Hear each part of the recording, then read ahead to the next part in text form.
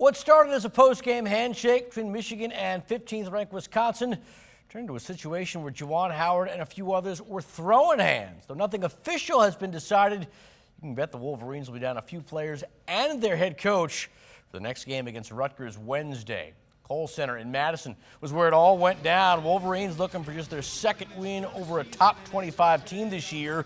Second half, though, the Badgers started to pull away thanks to a 14-1 run. Johnny Davis scored and won.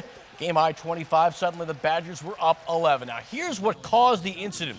With the game well in hand, Wisconsin called timeout with 15 seconds left. Howard didn't like that, and he let Badgers head coach Greg Gard know about it in the post-game handshake. Not sure who started it, but it got hot fast. Players tried to keep them separated, but then they started jawing too. Howard then starts talking to Wisconsin assistant Joe Krabenhoff, and then right there, that's the shot from Howard. Players started pushing and shoving. Moussa Diabate and Terrence Williams appeared to throw punches. Eventually, they did get everyone to the locker room, but Michigan loses 77-63.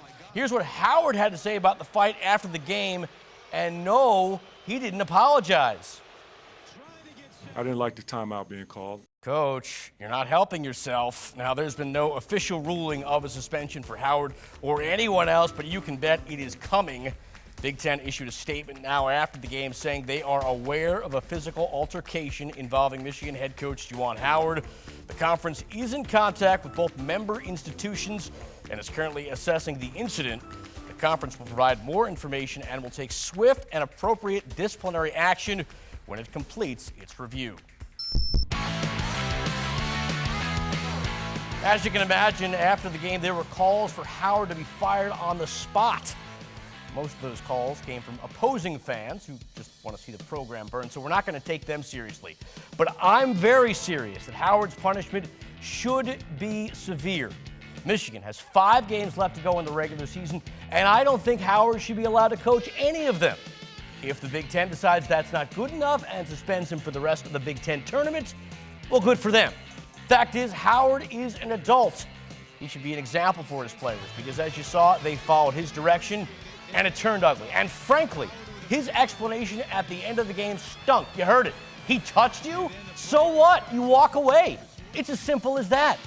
Howard let down his players today, but he let down the University of Michigan too. And if he wants to be the Wolverines coach for years to come, this can never, ever happen again.